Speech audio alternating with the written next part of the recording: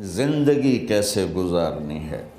میرے نبی کی زندگی کا دوسرا رخ کہ بطور انسان زندگی کیسے گزارنی ہے، مرد عورت ہے، زندگی کیسے گزارنی ہے۔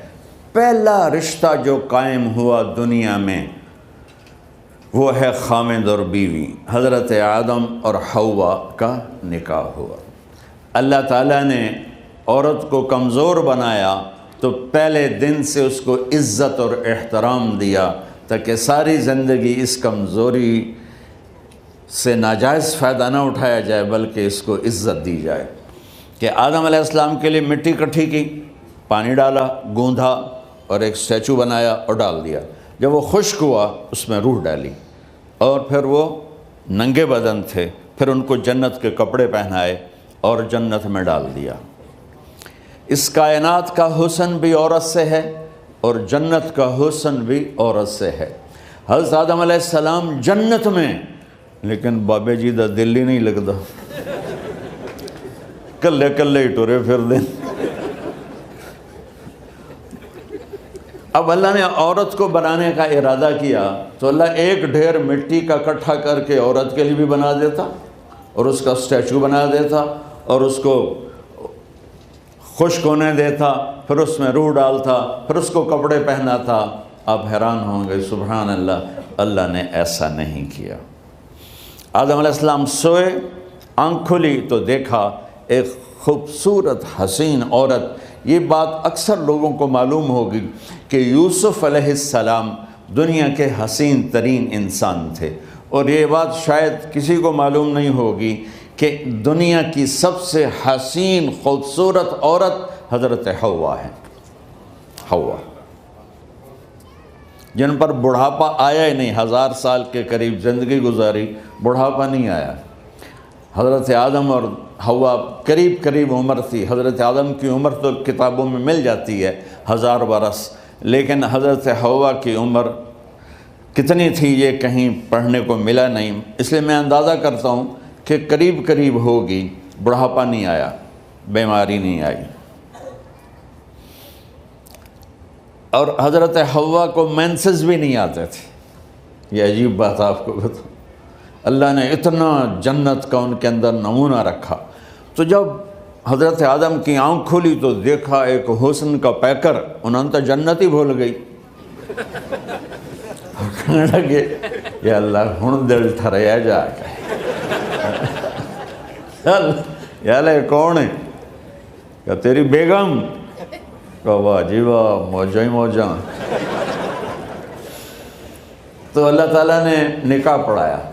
سبحان اللہ، اپنے نبی کی شان دوبارہ سنو۔ تو اللہ نے کہا آدم اپنی بیگم کا مہر ادا کرو۔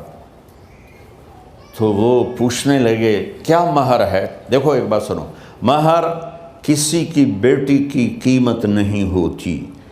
$1 ہو یا $1 ٹریلین ہو، بیٹی کی کوئی قیمت نہیں ہوتی۔ یہ ایک نشان ہے کہ اس بچی پر اب یہ جو خامد ہے وہ موت تک خرچہ اس کے ذمہ ہے، بیوی کے ذمہ خرچہ نہیں ہے۔ خامد کما کے لائے گا اور اپنی بیگم کو کھلائے گا، اور بیوی گھر کی ذمہ داری نبھائے گی۔ تو خیر وہ الگ بات چلی جائے گی۔ اللہ تعالیٰ نے کہا کہ مہر ادا کرو۔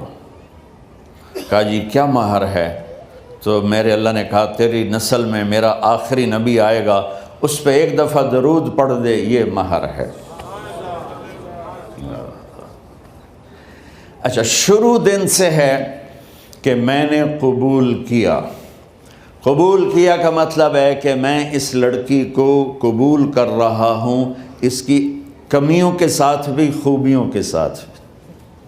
اور جب لڑکی کہتی ہے سائن کرنا قبول کیا ہے، یا زبان سے کہے قبول کیا ہے، تو یہ اس بات کی گارنٹی ہے کہ میں نے اپنے اس لڑکے کو خامد ہونے کے طور پہ قبول کیا، اس کی کمیوں کے ساتھ بھی، اس کی خوبیوں کے ساتھ بھی۔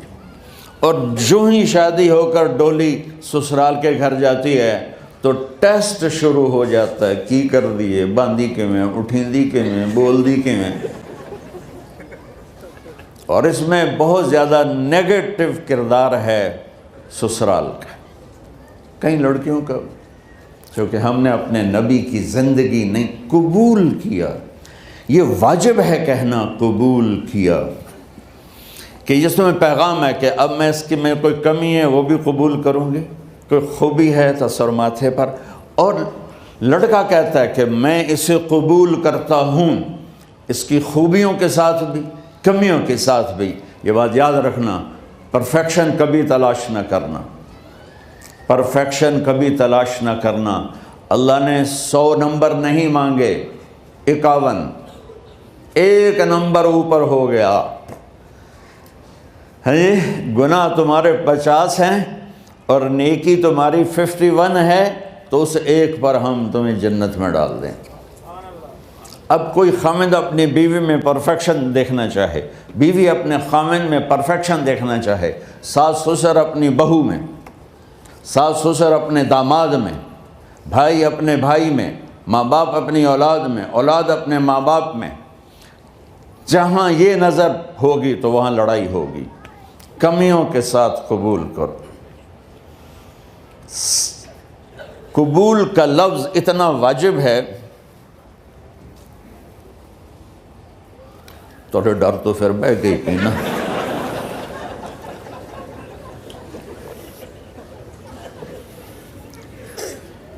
قبول کا لفظ اتنا ضروری ہے کہ اس کے بغیر نکاح ہی نہیں ہوتا۔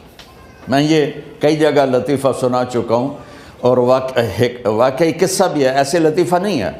میرے دوست ہیں، ذمہ دار ہیں اچھے، تو ان کے گاؤں کا ایک بچہ چھوٹی عمر میں بسوں پہ جا کے نا وہ جاب پہ لگ گیا، تو اس کا کام ہوتا ہے بس کو صاف کرنا، ڈرائیور کو چائے پلانا، اور جہاں کہیں رش ہو تو اس کو ڈائریکشن دینا، استاد جی کٹ لو، استاد جی آن دیو، استاد جی جان دیو، تو یہ اس کا محاورہ بن جاتا ہے۔ اب اس کا نکاح ہوا تو مولانا صاحب نے کہا بھائی عبد الرحمن، میں فرضی نام لے رہا ہوں، نام مجھے اس کا یاد نہیں، عبد الرحمن زینب بنت اسلم نو تیرے نکاح دیتا 500 مہر تو قبول کیتا؟ تھوڑی دیر سوچ کے کہندا جی آن دیو۔ اس نے ساری زندگی آن دیو ہی سیکھا تھا، تو اس کے بھائی نے اس کو کوئی نہیں ماری، تو کہنے لگا جی جان دیو۔ مولانا صاحب نے کہا آن دیو جان دیو نال کم نہیں بننا، تو آگا میں قبول کیتا۔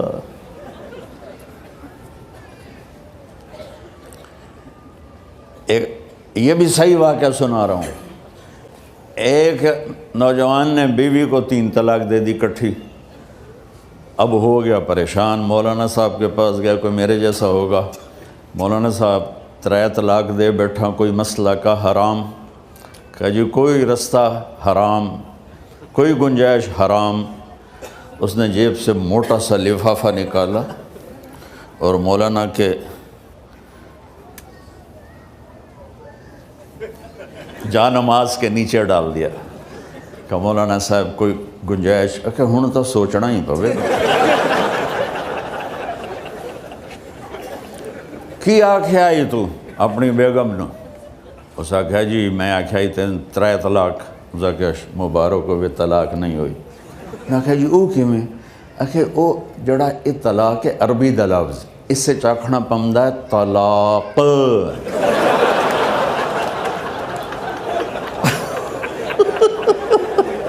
یہ آپ کو صحیح واقعہ سنا رہا ہوں۔ تو تم نے تو چھوٹے کاف کے ساتھ کہا ہے طلاق، او کاف تا کتے آلا ہے،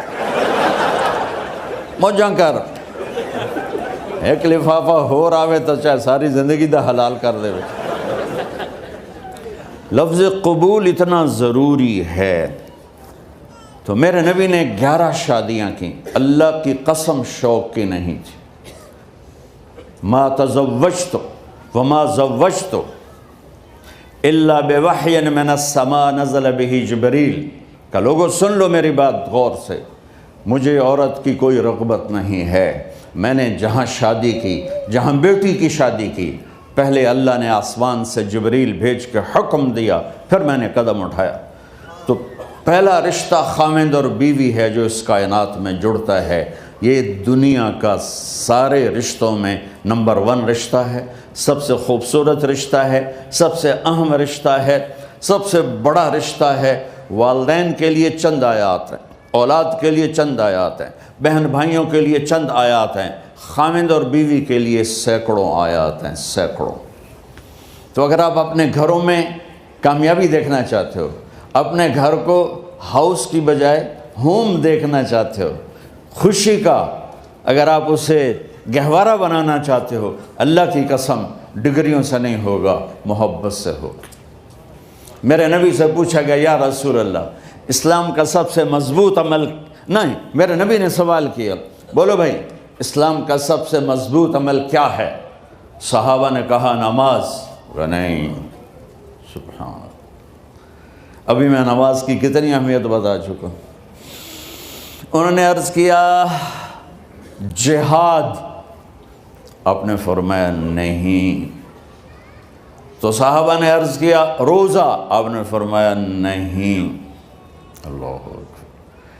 کہ یا رسول اللہ حج، آپ نے فرمایا نہیں۔ تو سارے صحابہ حیران ہو گئے، یا رسول اللہ نماز، جہاد، روزہ، حج، تو پھر کیا ہے؟ اب سننا سارے بہن بھائی، مستورات، بچے بچیاں، آپ نے فرمایا اسلام کا سب سے مضبوط اور بڑا عمل ہے آپس میں اللہ کے لیے محبت کرنا۔ اگر آپ اپنے گھروں میں حسن دیکھنا چاہتے ہو تو ایک دوسرے سے محبت کرو، اظہار محبت کرو، اور محبت کے پیدا ہونے کے لیے بہت ساری چیزیں ہیں، لپیٹ کے 2 میں کر لیتا ہوں، 2 میں۔ بیوی کی خوبی دیکھو، کمی نہ دیکھو، خاوند کی خوبی دیکھو، کمی نہ دیکھو، پہلی بات۔ دوسری بات، اس زبان سے زہر نہ اگلو محبت کے پھول، اس زبان سے کڑوے جملے نہ ہوں، طنز نہ ہو، ٹانٹنگ نہ ہو، بےعزت نہ کرو، انسلٹ نہ کرو، تو آپ کے دل جڑ جائیں گے۔ یاد رکھو شکلوں سے زندگی آباد نہیں ہوتی، زندگی اخلاق سے آباد ہوتی۔ تو اپنے گھر سے ٹانٹنگ نکال دو۔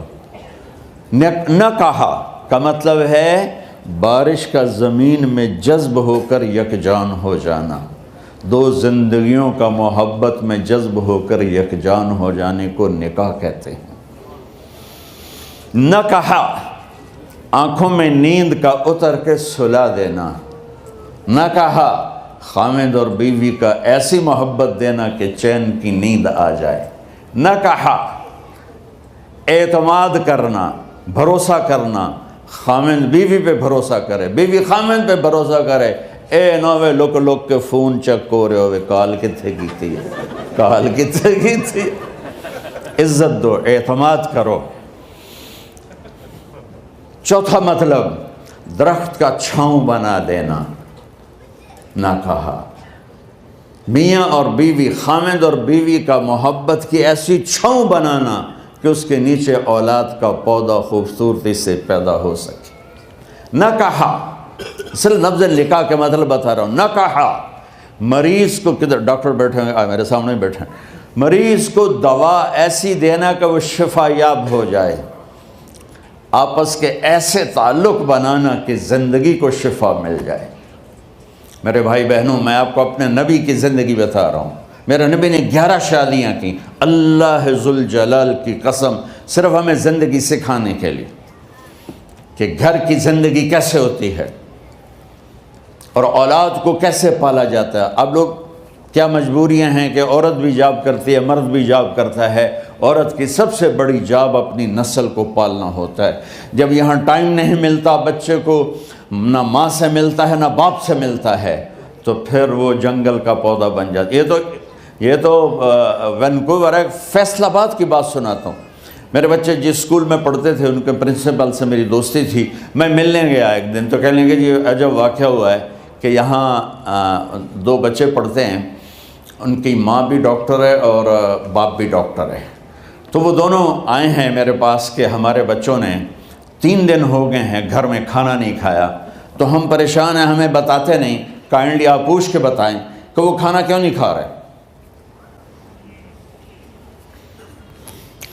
ایک باری کر کے بھی دکھا دو.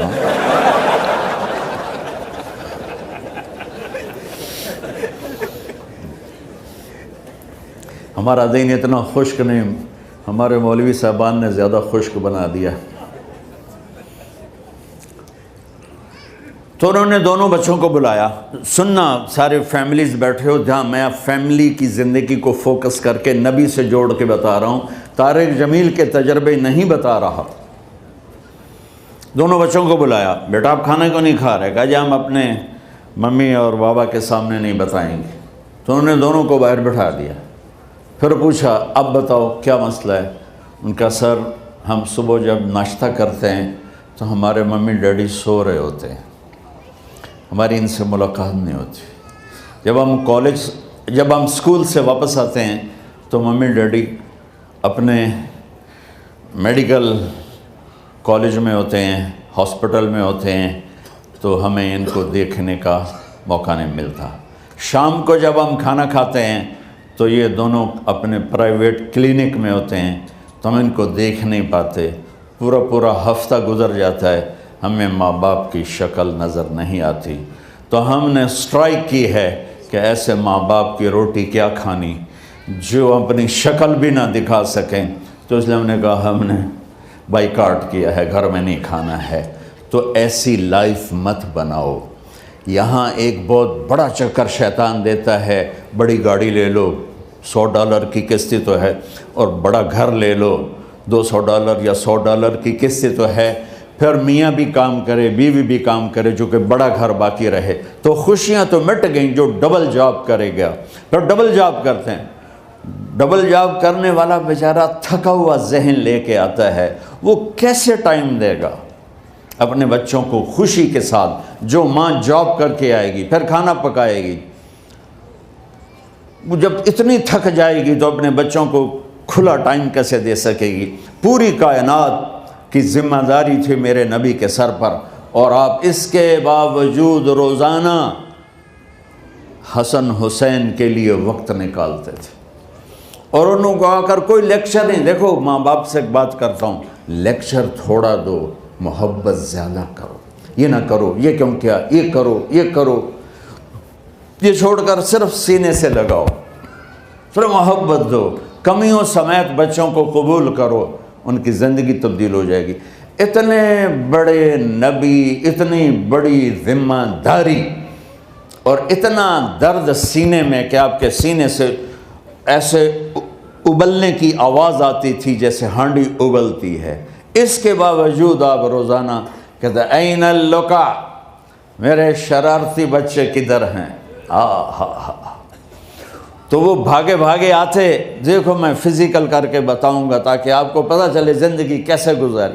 کہ میرے شرارتی بچے کدھر ہیں؟ 7 بر اعظم کی ذمہ داری ہے. اور تھوڑی چھوٹیاں جابن تو تسی کہتے ہو بزی بڑے ہیں، بزی بڑے ہیں. میرے نبی پہ 7 بر اعظم کے انسانوں کی ذمہ داری ہے، اور آخری آنے والے انسان تک کی ذمہ داری ہے. اس سے بڑی جاب کس کی ہوگی کائنات میں؟ اور پھر آپ روزانہ آتے ہیں این اللقا، میرے شرارتی بچے کدھر ہیں؟ تو حسن حسین بھاگے بھاگے آتے. آپ ان کے لیے یوں ہو جاتے تھے، آؤ بھائی میری کمر پہ چڑھ جاؤ. اپنے نبی کی عظمت کو جانو کہ انہوں نے زندگی کیسے سکھائی. چاند کے 2 ٹکڑے کر دینا کوئی معمولی بات ہے، آسمان چیر کے چلے جانا معمولی بات ہے، ایک زندگی سکھا کے جانا سب سے بڑی بات ہے. کتنی اولادیں برباد ہو گئی ماں باپ کی وجہ سے، کتنے گھر اجڑ گئے ساس سسر کی وجہ سے، کتنے گھر اجڑ گئے لڑکی کے بدتمیز ہونے کی وجہ سے، کتنے گھر اجڑ گئے لڑکے کے شرابی اور باہر کی گندگی کی وجہ سے. زندگی سیکھو. یہ اتنے بڑے نبی ہو کر آپ یوں ہو رہے ہیں جیسے میں نے آپ کو کر کے دکھایا. دونوں کو اوپر بٹھا لیتے اور کمرے میں چکر لگاتے تھے، پھر یوں کر کے پوچھتے تمہارا اونٹ کیسا ہے؟ سوال. پھر دونوں کو اتار دیتے اور اپنی نواسی زینب، جن کو حضرت علی کی وراثت ملی کس کی؟ علم کی، فصاحت اور بلاغت کی، ان کو کمر پہ بٹھا لیتے اور اکیلی زینب کو پورے گھر میں چکر لگواتے تھے۔ اور بھی دکھ ہیں زمانے میں محبت کے سوا، راحتیں اور بھی ہیں وصل کی راحت کے سوا، کیا صرف کمانا ہی کام ہے؟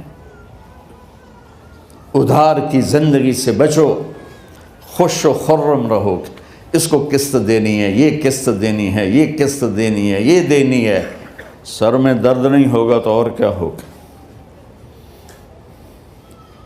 تو آپ اتنے بڑے عظیم ہو کر وقت نکال رہے ہیں، اور حضرت ابو ہریرہ فرماتے ہیں میری آنکھوں نے دیکھنا سارے کہ آپ نے کبھی حسن کبھی حسین یہاں جیسے مائیں کرتی ہیں ادھر کھڑا کیا ہوا ہے اور جھولا جھلا رہے ہیں ایسے، اور ان کے دونوں ہاتھ پکڑ کر کہہ رہے ہیں آ جاؤ اوپر آ جاؤ، اوپر آ جاؤ، آگے پہاڑی ہے، اوپر آ جاؤ، آگے پہاڑی ہے، تو ایسے ایسے آتے، اور اوپر آؤ، وہ یہاں آ جاتے، آگے آؤ، وہ یہاں آ جاتے، آگے آؤ، وہ یہاں آ جاتے، تو پھر آپ یوں ہو جاتے، آگے آؤ، تو چڑھتے چڑھتے یہاں آ جاتے، جب وہ یہاں آ جاتے تو آپ ان کے ہاتھ فکس کر کے آگے بڑھ کر ان کے ہونٹوں کا بوسہ لیتے اور کہتے یا اللہ میں ان سے پیار کرتا ہوں، تو بھی ان سے پیار فرما۔